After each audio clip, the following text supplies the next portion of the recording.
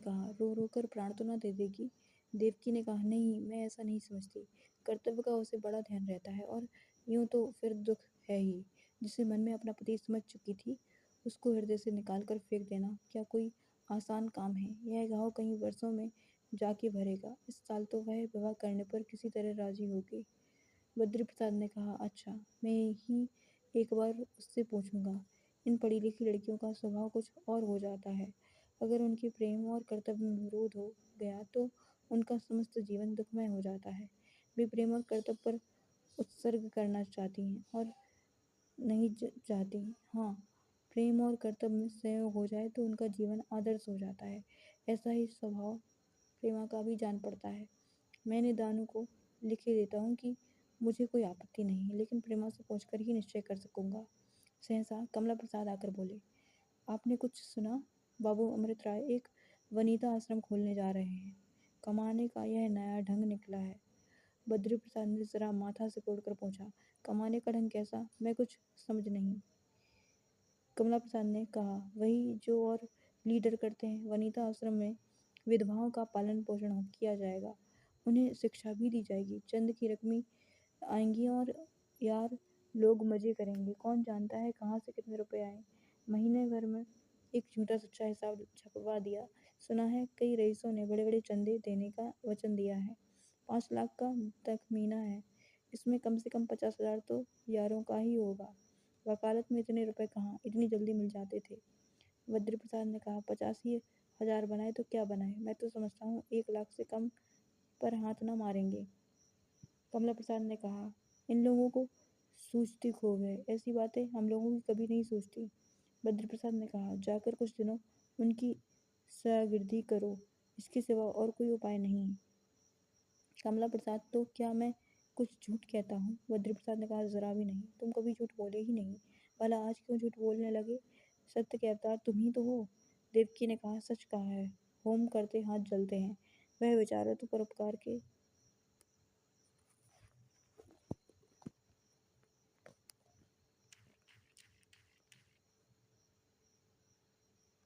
लिए अपना सर्वस्व त्यागे बैठा है, और तुम्हारी निगाह में उसने लोगों को ठगने के लिए यह सॉन्ग रचा है। आप तो कुछ कर नहीं सकते, दूसरों के सत्कार में भी बाधा डालने को तैयार।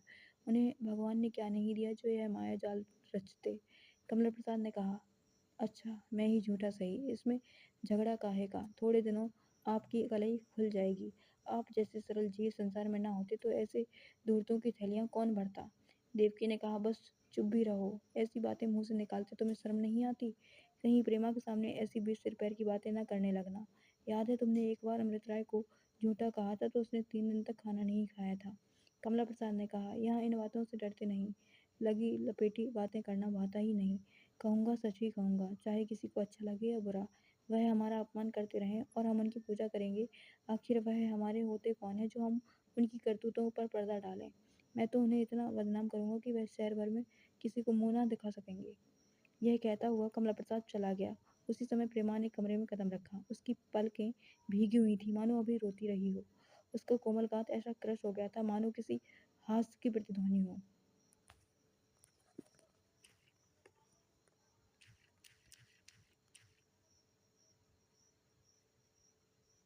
मुंह किसी वियोगिनी की पूर्व स्मृति की भांति मलिन और उदास था।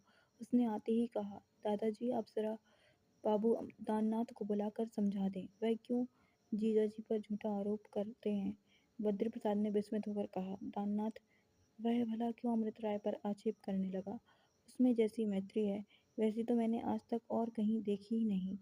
प्रेमा ने कहा, विश्वास तो मुझे भी नहीं आता, पर भैया जी ही कह रहे थे कि वनिता आश्रम खोलने का तो जीजाजी का बहुत दिनों से विचार था। कई बार मुझसे उसके विषय में बातें हो चुकी हैं, लेकिन बाबू दाननाथ अब यह कहते फिरते हैं कि वह इस बहाने से रुपया जमा करके जमींदारी लेना चाहते हैं। बद्री प्रसाद ने कहा, कमला प्रसाद कहते थे। प्रेमा ने कहा, हाँ, वही तो कहते थे। दाननाथ ने दिलचस्प कहा हो तो आश्चर्य की क्या बात है। आप जरा उन्हें बुलाकर पूछें। बद्री प्रसाद ने, कमला प्रसाद झूठ बोल रहा है, सरासर झूठ। दानू को मैं खूब जानता हूँ, उसका सज्जन बहुत कम मैंने देखा है। मुझे तो विश्वास है कि आज अमृत राय के हित के लिए प्राण देने का अवसर आ जाए तो दानू शौक से प्राण दे देगा।